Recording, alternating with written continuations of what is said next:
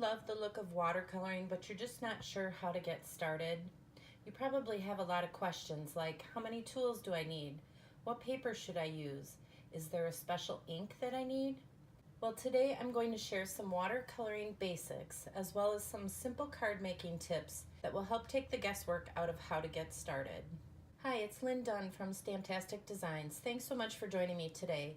In this episode of Stamptastic TV, we will focus on how to have fun with watercoloring. I will share my top 5 tips for getting started. By the end of this video, you will have the confidence you need to start playing with those watercolors. For the latest card making and paper crafting ideas, be sure to subscribe to my channel and click on that little bell so you will be notified each time I upload a new video. Watercoloring can be super fun, but you need some basic tools and supplies to get started. And there are a lot of tools and supplies out there, so it can be overwhelming trying to figure it all out. So if you've struggled with watercoloring, just know that you're not alone. Leave me a comment below and let me know what your biggest struggle is.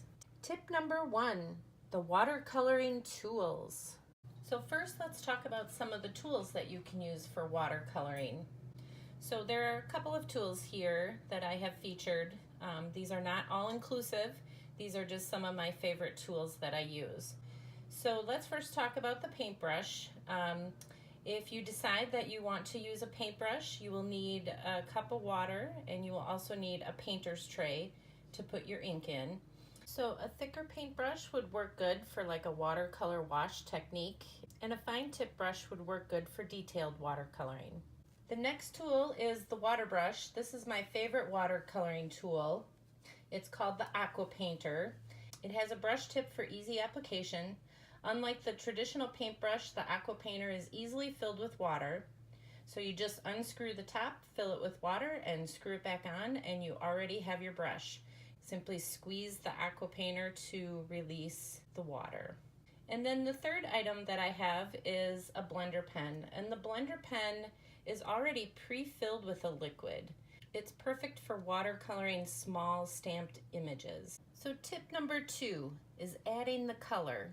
So in order to watercolor, well, you know we need some water, right? I think that goes without saying, but how do you add the color to the water? Well, there's a variety of different products and different mediums that you can use to add color. However, today I will talk about my favorites. These are the ones I use most often in card making. So the first one is the Watercolor Pencils. And the pencils are nice because you can color your stamped images, and then you can use the blender pen or the Aqua Painter or even the paintbrush to spread the color around. Next is the classic ink. So you can simply squeeze your ink pads together and then open up the cover, and you'll see that you have some ink on the inside of the cover. You can pull that ink and use it for watercoloring. You can use the blender pen to pull up that ink, or you can use your Aqua Painter to pull up that ink. And if you're using re-inkers, you just need a little painter's tray. Put a little bit of ink in your painter's tray so that you can grab that with your brush, the Aqua Painter, or the blender pen. Tip number 3, selecting your paper. Since watercoloring requires the use of water and color, both of which are liquid, your selection of paper is very important. Understanding cardstock weights will make it easier to select the right papers for your cards. That's why I put together a free guide for card makers. This guide will walk you through the basics of card making with some helpful tips and information that every card maker should know. You can find the link below this video. The best cardstock to use for watercoloring is around 90 pounds or more. So cardstock with a higher weight is thicker and more durable. So watercolor paper is thicker paper. It's designed specifically for watercoloring, and the paper weight is 140 pounds. And it is a cold pressed paper, meaning that it has a slightly textured surface. This helps absorb water and resist buckling to keep your paper flat for a high quality finished look. So you can use this paper with your classic stampin ink, with your blender pens, and your Aqua Painters. Shimmery white cardstock has about an 89-pound cover weight, so it's a bit thicker than regular cardstock, making it more durable for watercoloring. You can use this paper with the classic Stampin' ink, the blender pens, and the Aqua Painters. It works just as good as the watercolor paper, but it doesn't have the texture of that watercolor paper. And how about regular cardstock? Well, regular cardstock is about 70 to 80 pounds, so it's like a medium weight cardstock. It works well with the blender pens. I would not recommend using it for true watercoloring. You will find that it is not as durable and it will easily break down. Tip number 4, inking and stamping your images. So much like the special tools that we need to use to watercolor, we also need some special ink so that when we apply water to our projects, it does not make our stamped images run. So there are 3 different inks I like to use when I'm doing watercoloring. The first one is Memento Ink. So this particular ink is acid-free. The color won't bleed or come off, so it makes it really easy to color and shade. And you can just clean up this ink with soap and water. Now this also works really well for the watercolor pencils and the use of the blender pen. Stays on ink. So this type of ink is a permanent ink. It requires the use of a special cleaner called Stays On Cleaner because this ink is not water soluble, which makes it great for watercoloring.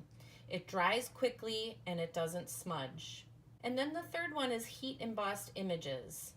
So you can also stamp your images using Versamark and then sprinkle them with a little bit of embossing powder, and there's a variety of different colors of embossing powder. You can tap off the excess embossing powder and then use a heat tool to set the image. So this will give you a raised image, which is perfect for keeping your color and your water contained within the lines. So by now you're probably thinking, no wonder I was having such a hard time figuring out how to get started. Well, that's why I created this video, to give you some helpful tips so that you can decide which tips and techniques will work the best for you. So if you found these instructions helpful so far, type helpful in the comments below. So tip number 5, watercoloring techniques. Now that you know the watercoloring basics, it's time to start playing with different techniques. You can start by checking out my Watercoloring for Cardmakers playlist. This playlist features techniques such as the watercolor wash, coloring with blender pens, and watercoloring embossed images. The watercolor wash technique is a great place to start, so I highly recommend that. So now you have some basic information to help you get started with watercoloring. Simply choose the products and tools that are right for you and practice, practice, practice. The more you play around with watercoloring, the more you develop your own techniques and skills. Get creative with it. Thanks so much for joining me today. If you enjoyed this video, please let me know by liking it, sharing it with your friends, and leave a comment below to let me know what you enjoyed most about the video and the tips that I shared here today. Have fun getting creative, take care, and I'll see you soon.